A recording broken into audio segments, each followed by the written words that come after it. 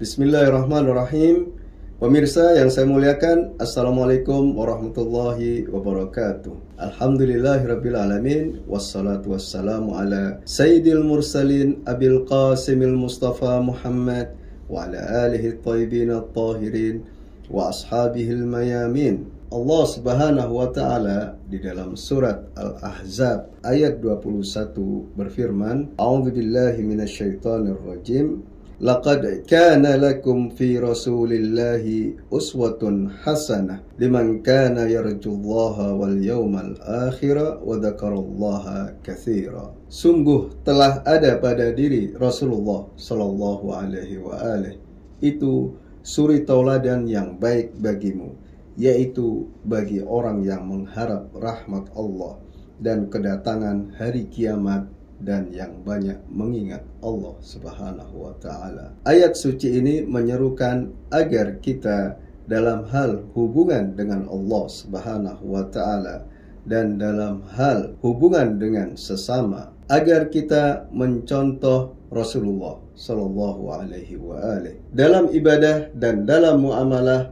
Rasulullah sallallahu alaihi wa alihi adalah contoh yang terbaik bagi seluruh manusia di dunia ini di sepanjang zaman. Di antaranya adalah masalah berdoa kepada Allah Subhanahu wa taala. Kaum muslimin sebagai umat beliau mencontoh dan meneladani beliau dalam berdoa dan bermunajat kepada Allah Subhanahu wa taala. Bahwasanya di dalam berdoa terdapat etika-etika yang diajarkan oleh Rasulullah sallallahu alaihi wa alihi. Di antaranya dalam keadaan bersuci, menghadap kiblat dan lain sebagainya. Kemudian di sana terdapat kelompok yang membid'ahkan apa yang dilakukan oleh muslimin dalam berdoa dengan mengeraskan suara dan berdoa bersama-sama. Apakah hal itu tidak dilakukan oleh Rasulullah sallallahu alaihi wa alihi? Kalau kita telaah kitab-kitab hadis,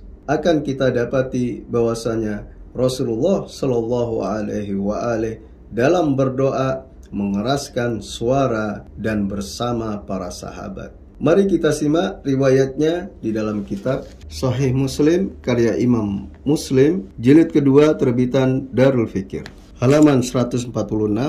Sebuah riwayat yang sanadnya sampai pada Abdullah bin Abbas. Qala haddatsani Umar bin Khattab. Riwayat dari Ibnu Abbas dari Umar bin Khattab. Qala, ia berkata, lamma kana yaumu Badrin, pada waktu perang Badar, nadhara Rasulullah sallallahu alaihi wa alihi ilal musyrikin wa hum alfun. Rasulullah menatap kaum musyrikin yang berjumlah 1000 orang. Wa ashabu 319 rajulan. Sedangkan para sahabatnya berjumlah 319 orang. Adalah peperangan dalam menghadapi musuh dengan jumlah lebih daripada separuh pasukan Rasulullah sallallahu alaihi wa alihi. Fastaqbala Nabiullah sallallahu alaihi wa alihi al-qiblata. Maka Rasulullah menghadap kiblat. Thumma madda yadayhi faja'ala yahtifu bi rabbih. Kemudian beliau mengangkat kedua tangannya dan berdoa kepada Allah. Allahumma anjisli ma wa'adtani. Ya Allah, tepatilah janjimu kepadaku. Allahumma ati ma wa'adtani. Ya Allah, berikan apa yang telah engkau janjikan kepadaku. Allahumma in tuhliku hadhil isabatu min ahlil islami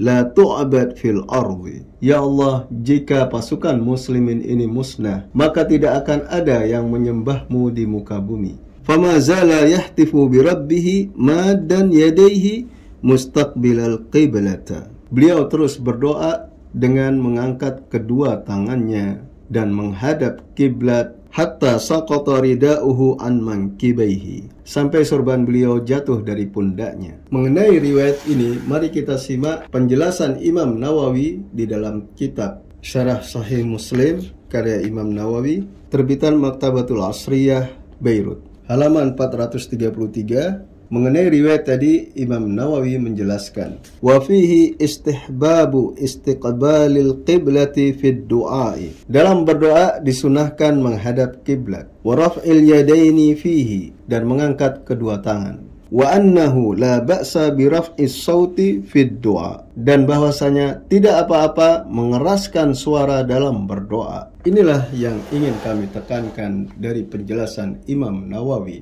bahwasanya mengeraskan suara di dalam berdoa adalah tidak masalah dan bukanlah bid'ah. Selain mengeraskan suara dalam berdoa, poin lainnya yaitu sebagaimana yang dilakukan oleh muslimin di saat mereka berdoa, terutama setelah mereka melaksanakan sholat. Mari kita simak dalilnya, yaitu sebuah riwayat di dalam kitab Al-Mu'jamul Kabir karya Imam At-Tabari, terbitan Darul Kutubil Ilmiyah, Beirut, halaman 406, sebuah riwayat dengan sanad sampai pada Ibnu Hubairah an Habib bin Maslamah Al-Fihri, dari Habib bin Maslamah Al-Fihri, wa kana mustajaban. Ia, yakni Habib Al-Fihri, adalah seorang yang doanya dikabulkan. Sampai pada perkataannya, sampai pada kalimat qala lin-nasi, ia menyampaikan kepada orang-orang, sami'tu Rasulullah sallallahu alaihi wa alihi yaqul, aku mendengar Rasulullah bersabda, la yajtami'u mala'un fayad'u ba'duhum,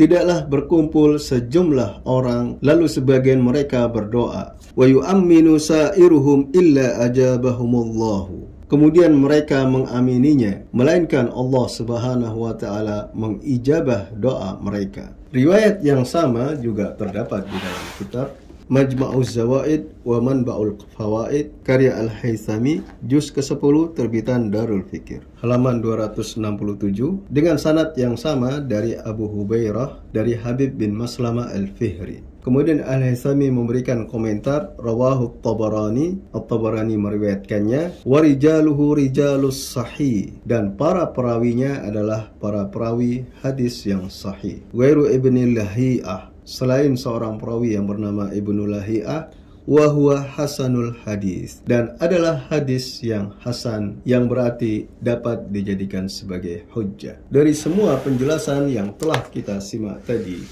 dapat kita petik bahwasannya di dalam berdoa terdapat etika yang dilakukan oleh Rasulullah Sallallahu Alaihi Wasallam, dan hendaknya kita mencontoh beliau dalam berdoa kepada Allah Subhanahu Wa Taala. Di antaranya menghadap kiblat, mengangkat kedua tangan, dan Imam Nawawi menjelaskan bahwasanya tidak masalah berdoa dengan mengeraskan suara. Kemudian dalam berdoa pun dapat dilakukan bersama-sama, atau dengan kata lain, doa berjamaah.